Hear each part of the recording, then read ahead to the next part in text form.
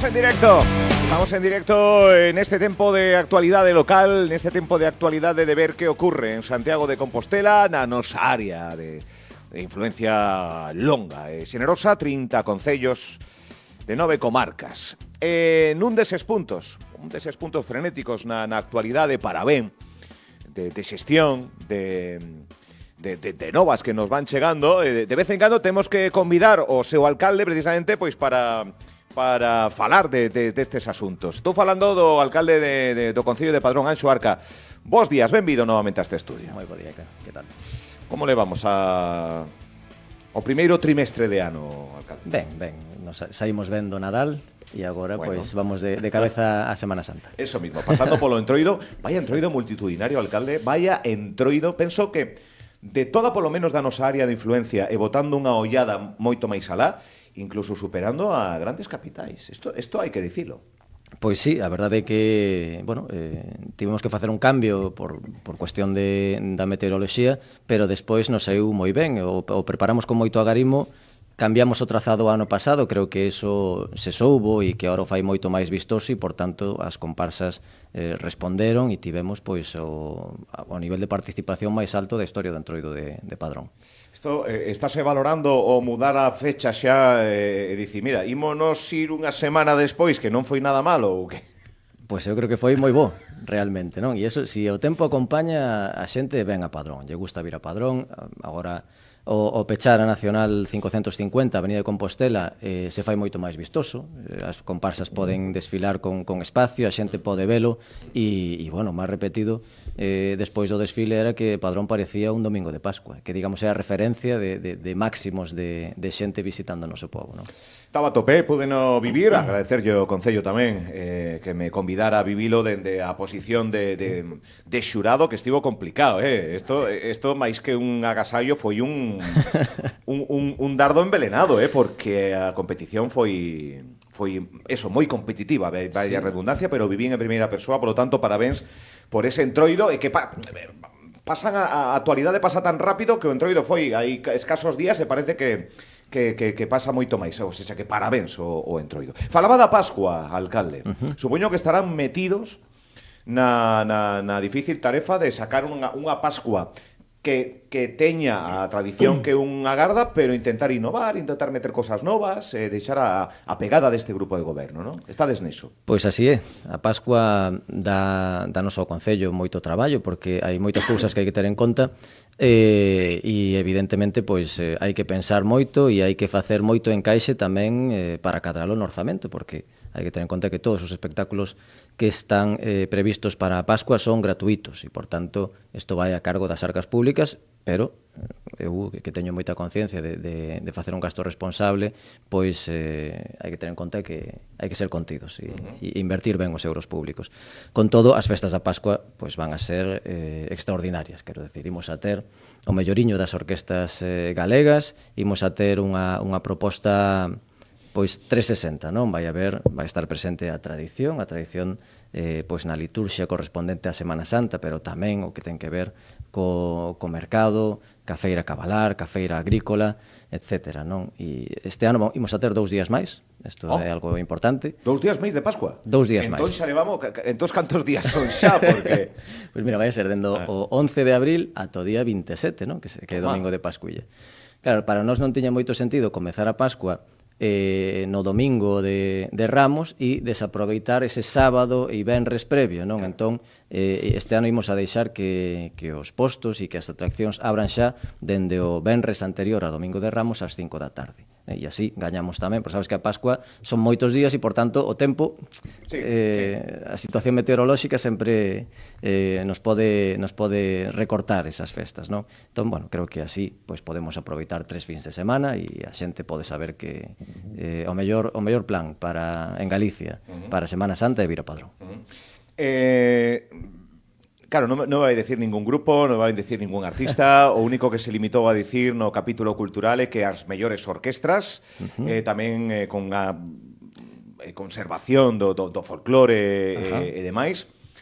Podo decir algo máis, quero decir. Hasta onde poda dicir, alcalde... A nota de prensa estábamos revisando ante a noite e se estará entregando agora.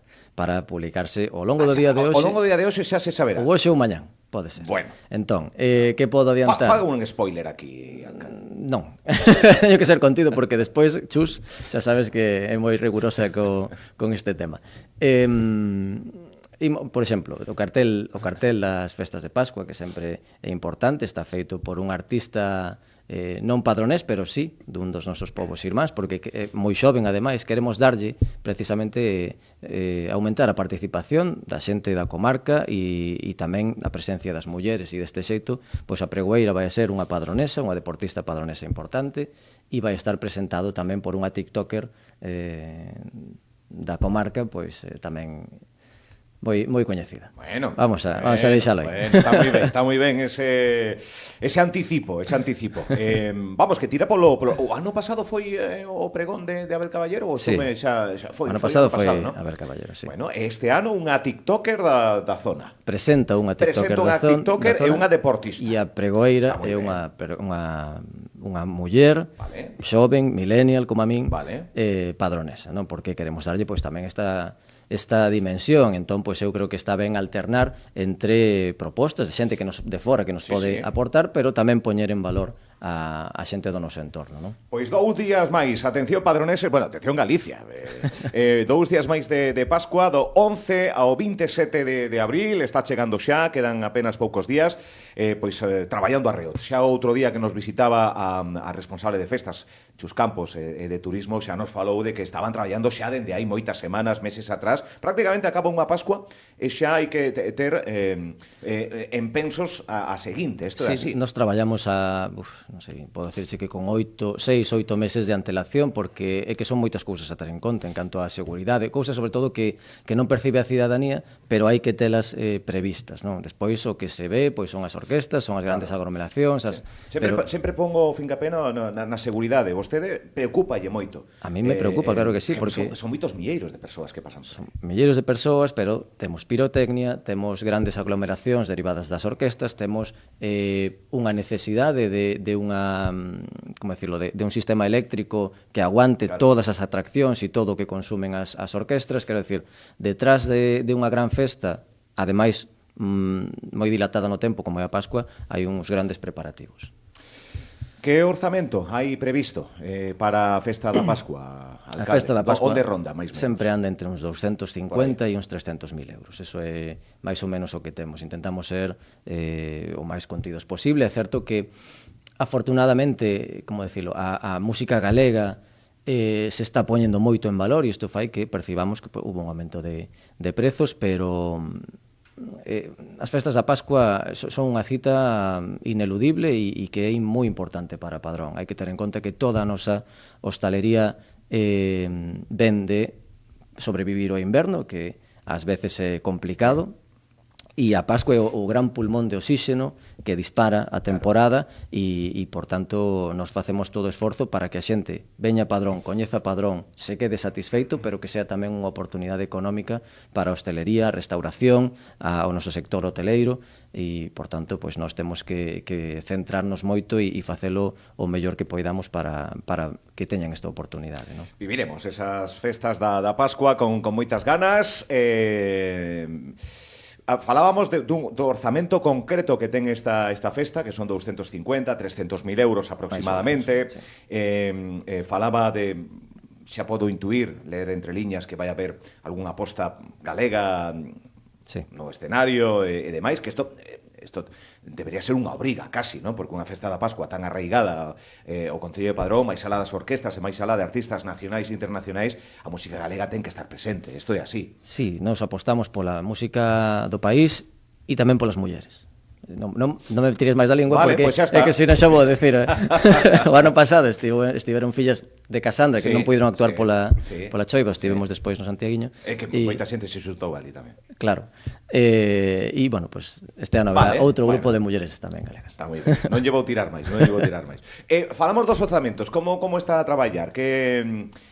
Que liña hai? Supoño que unha liña social, unha liña cultural tamén, moi ben ceñada ao Concello de Padrón, obras, actuacións, que temos por aí? Máis alá desa que acabamos que se acaba de anunciar, que xa parece que colle xa, moi inmediatez, próxima como é o mercado de abastos, non? Ben, os orzamentos, a maior parte da inversión que ten Padrón, como os demais concellos do seu tamaño, a maior parte do orzamento está participado con outras administracións, quero dicir, non vai todo a cargo de fondos propios, non? Pero é importante, primeiro, para dignificar, por exemplo, as condicións laborais do persoal municipal. Nos vimos de un proceso de estabilización consensuado cos sindicatos, acadamos tamén un preacordo para o convenio colectivo, pero que nos atopamos que o convenio colectivo leva aparellado unha acción social cunha masa económica que non se pode poñer en práctica ata que haxa partida orzamentaria nos orzamentos da seguinte anualidade, non? Entón, isto é importante. No noso borrador de orzamentos, Padrón aumenta máis ou menos $500,000 en relación á anualidade. Entón, vamos a estar en torno aos medio millón máis. Sí, en torno aos 10,5 millóns de euros. Que pasa? Todo o mundo sabe, os orzamentos son importantes, nos permiten poder seguir facendo inversión, nos permiten poder seguir nesta senda de avance, pero o Partido Socialista en Padrón non ten maioría absoluta e, por tanto, necesitamos o apoio de outras forzas políticas. Os orzamentos se foron enviados xa ao BNG, que digamos que a nosa prioridade para negociar, e eu espero que en breve poidamos ter unha contraproposta. Certo que vamos a ter partida, pois, por exemplo, en materia de memoria democrática, unha partida específica, que imos a ter tamén axudas ao comercio, ben a través dun bono comercio ou outra fórmula. Isto é unha proposta que, por exemplo, se aprobou en pleno, e teño que decirlo, pois a proposta do BNG. Intentamos xa neste borrador incluir algunhas propostas que pasaron por pleno, pero que necesitan dotación orzamentaria, e eu creo que vamos a ver, nós temos interese en aprobalo. O Partido Socialista sempre foi responsable no pleno, cando estaba na oposición, e sempre facilitou a aprobación dos orzamentos cun plantexamento que é moi razoable, que é que, vale, podría non ser os orzamentos que nós diseñáramos, pero todos sabemos que un concello poida dispoñer de orzamentos é mellor que teña que funcionar con orzamentos prorrogados. Entón, eu, fago un chamamento pois a esa responsabilidade, a que todos miremos polo progreso e polo benestar dos padroneses e das padronesas, e, seguiremos traballando para aprobalo. Como socialista se fora o presidente do goberno, estaría falando de orzamentos tamén agora.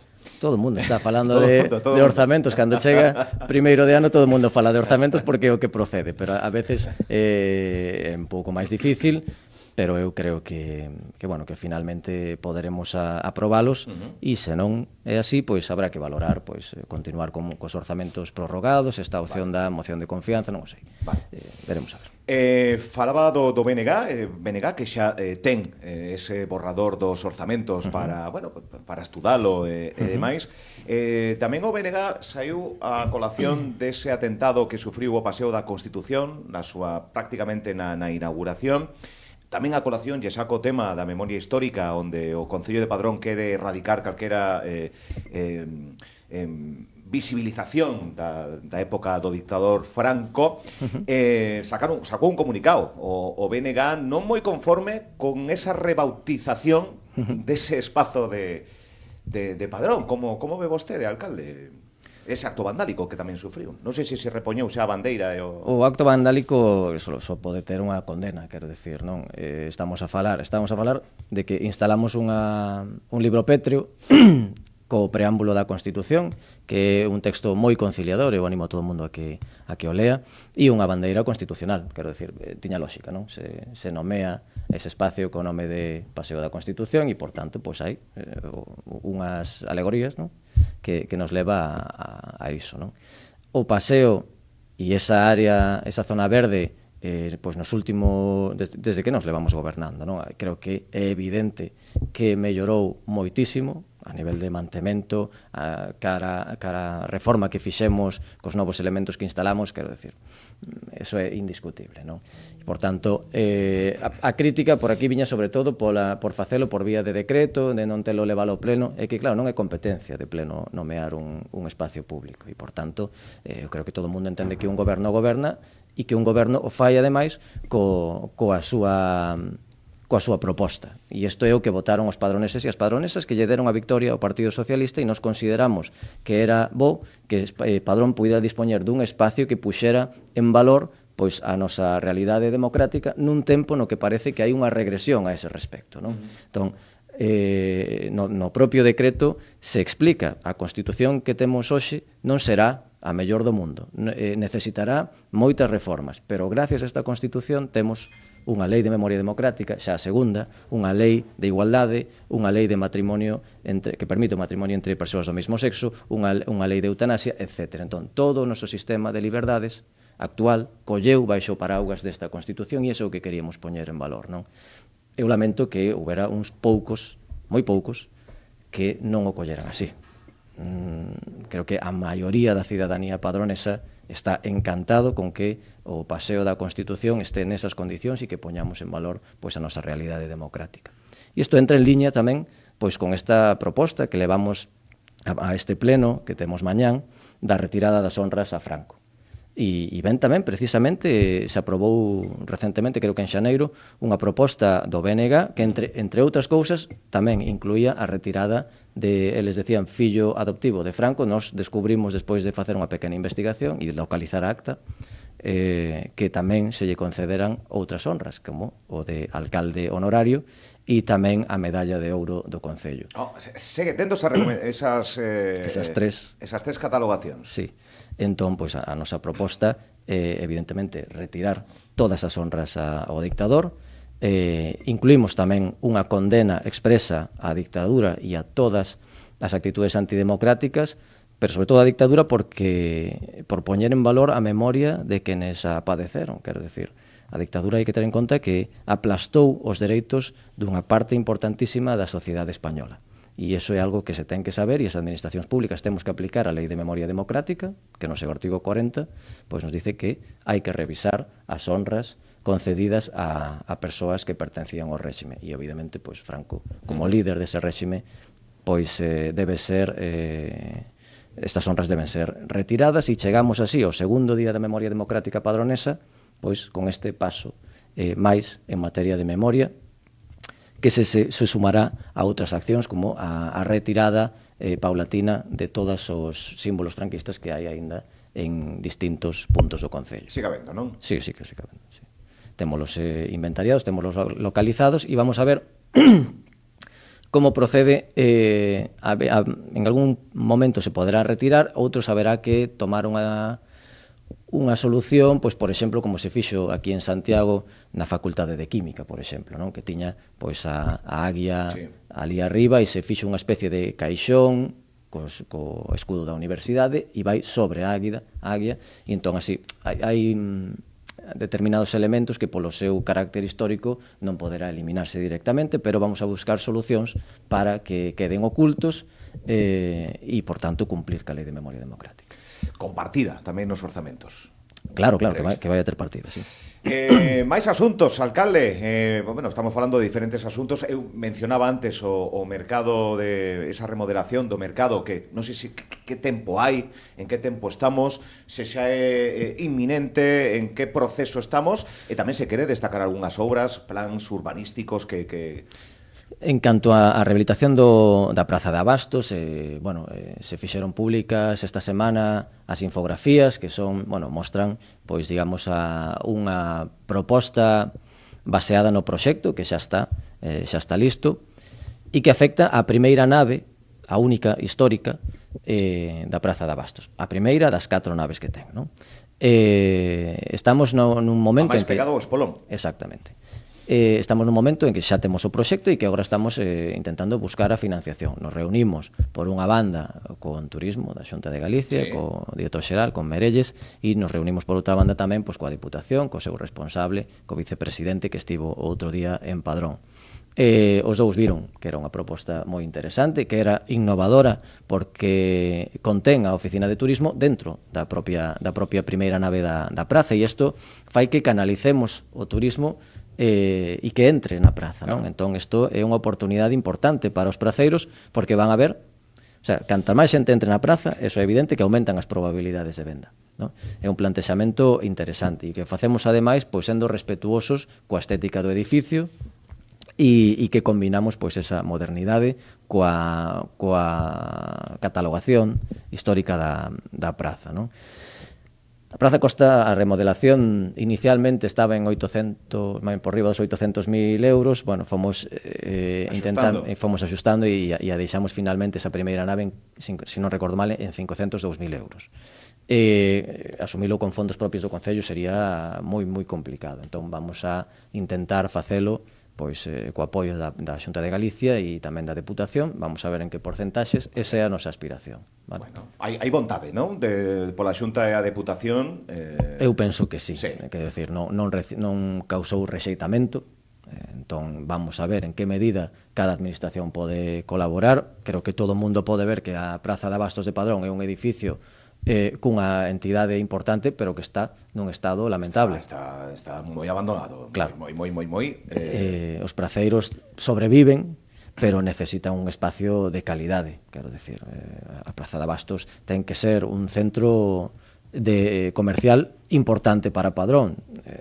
Comercio de proximidade, os nosos produtos locais, pero tamén ten que ser un espacio no que os turistas poidan ver a esencia de Padrón, non? Entón, creo que este proxecto cumpre con iso.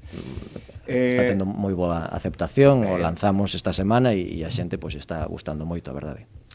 Hai outro día, non sei se foi vostede, se foi algún membro do seu equipo, falaba da implantación dun hotel próximamente dentro do contexto da zona urbana de Padrón. Non sei se hai algún tipo de nova con ese sentido, un hotel, pois, evidentemente privado e demais. E tamén algo que se falou moito, sobre todo polo punto de saída do Entroido, que é un edificio que está na entrada de Santiago a Padrón, que eu casi que o califico de estado ruinoso, e non sei se a administración local pode facer alguno. Supoño que saberá do edificio que estou a falar, e que algo que se estaba falando ali, o run, o vindeiro día que teño o alcalde voulle preguntar a situación dese edificio, e se quere, pois, de outros moitos que pode haber, que algún se está rehabilitando, e que tamén é un problema, se pode ver así, non?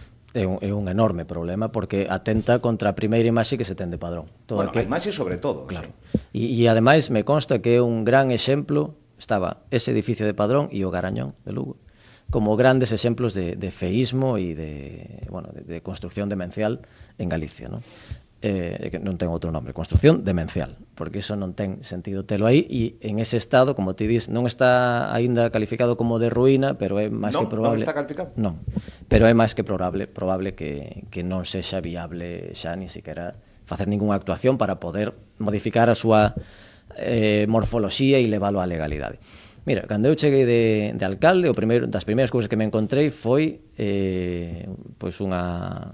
un documento de registro da propiedade que nos decía que nos concedían a titularidade de todo o que o baixo dese edificio e a nave que ten cara atrás, non?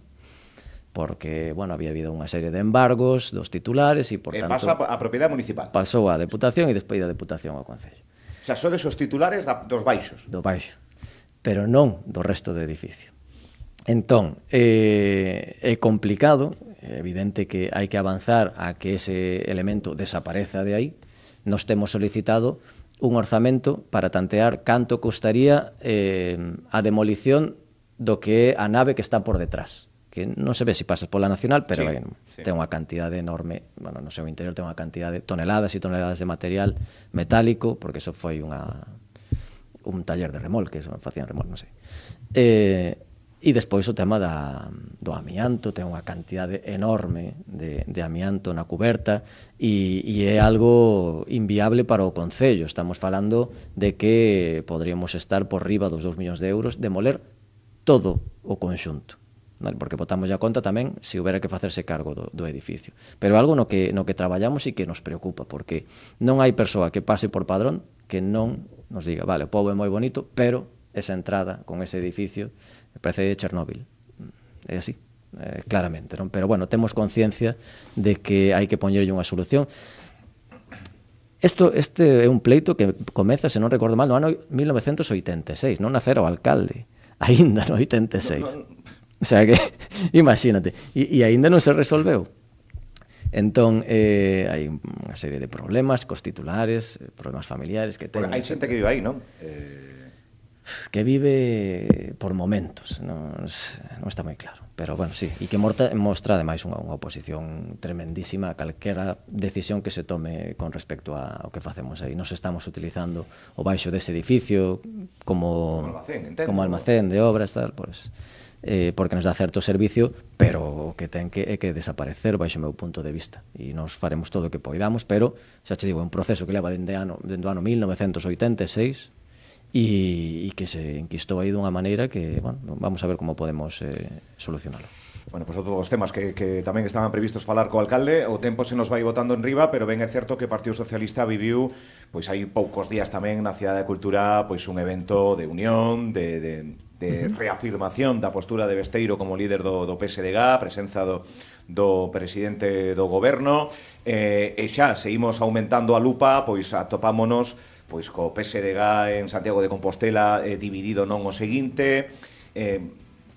Como está o partido? Como está o PSDG? Colla vostede o fleco que queira. Se quere ir ao local, se quere ir ao nacional, como está o PSDG en Padrón? Deixo yo moi aberto, alcalde. Sí, a pregunta é moi interesante. Mire, o PSDG eu creo que está actuando como debe neste momento. Outro día, o sábado, estiven na manifestación contra o macroproxecto de Altri. Ali estaba tamén o Partido Socialista. Eu, neste caso, fun conxuntamente co Concello de Dodro, porque, digamos que temos unha afectación singular para os nosos municipios e decidimos facelo así, pero eu vin que os meus compañeros do PSDG estaban ali porque é onde hai que estar. Entón, a mí me alegra esta postura.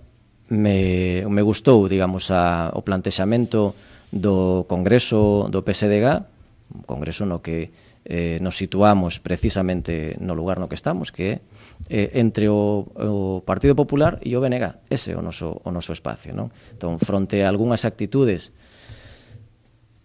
que deixan, quer decir, son un pouco inmaduras a veces, ou ao mellor demasiado radicais por parte do BNG, e entre o servilismo do Partido Popular a Altri, porque creo que xa se evidenciou, pois o Partido Socialista nos temos unha forma de facer política diferente, non? Quero decir, podemos ser máis conciliadores e sobre todo, pois un traballo que non está, como decirlo, non temos que estar continuamente escenificando unha gran batalla, como se acabara o mundo todo o tempo. Nos traballamos de xeito máis tranquilo e isto pois dá os seus resultados. Tuvemos no seu momento as bonificacións da P9, temos agora as bonificacións da P53 e, por suposto, que estamos traballando co Partido Socialista en Madrid para que o proxecto de Altri pois non saia adiante, porque é lesivo para o patrimonio natural de Galicia e é un atentado ecolóxico contra todo o cauce da Ulla e contra a ría da Arousa, e iso é algo que nos preocupa enormemente. E eu, que son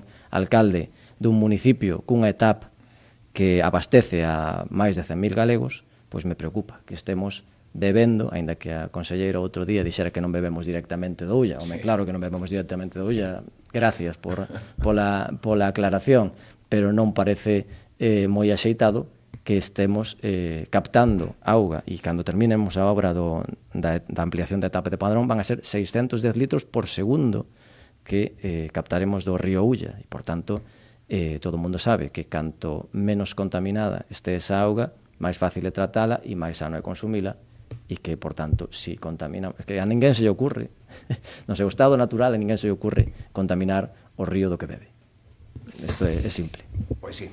Alcalde, que quedamos en tempo, que o 11 ata o 27, con plus de 2 días, temos a cita na Pascua de Padrón. Vamos a ver se sobrevivimos. Sí, penso que sí. Que acompaño o tempo, que a verdade é que cando un pon todo este esforzo, eso sí que aí a política, de momento, non ten moito que facer. Poñer sol, poñer choiva, eso hai outros pareceres que se lle escapa. O gallá acompaña o tempo, pero bueno, chova ou non chova, a xente acude a Padrón para disfrutar dunha das festas máis multitudinarias de Padrón, sen dúbida, de toda a zona contornada que falamos no día a día tamén. Por lo tanto, ali estará este medio de comunicación para honrar unha, como digo, das festas máis atractivas que nos convida a chegarnos ata Padrón. Algo máis, alcalde? Aproveite, que aínda está o micro aberto. Quere decir algo máis ou... Eu creo que xa dixe suficiente, non? Porque eu podo votar aquí... Vamos, podemos votar aquí ata unha da tarde. Claro, teña pensado falar dos plans especiais, dos plans por urbanísticos... favor, por favor. Pues mira, por favor. Veña. Xa que me deixas, nada, estamos a piques de levar a aprobación inicial o plan especial de Padrón. Como saben, os padroneses e as padronesas, hai 3 plans urbanísticos que estaban en redacción, o plan especial de Padrón, o de Iria e o plan xeral. Bueno, pois neste caso, o de Padrón está para sair e eu creo que o sacaremos. Penso que xa non nos vai dar tempo antes da Pascua, pero será inmediatamente despois, non? Maio. Probablemente. Maio, sí. Xa levo suficiente tempo de alcalde como para non pechar moitas datas, porque despois sempre van acontecendo cousas. Despois de Semana Santa, pero vamos, pronto, non? E o de Irias tamén se está avanzando e estamos intentando desbloquear ademais por vía do plan xeral algunhas zonas, algunhas unidades de actuación para que por fin poidamos volver a ver edificios construíndose en Padrón, porque temos un mercado de vivenda absolutamente saturado. Bueno, que supoño que no futuro podemos afondar un poquinho máis sobre estas. O tema da vivenda, tamén importantísimo en todo o conxunto do Estado e tamén en particularidades nos concellos. Non é inevitable decir que algún concello está saneado en tema de vivenda e que, en fin, graciñas, alcalde. Grazas por vir e o dito. Vémonos no seu concello a partir do día 11. Moitas grazas. Grazas. Anxo Arca con nos.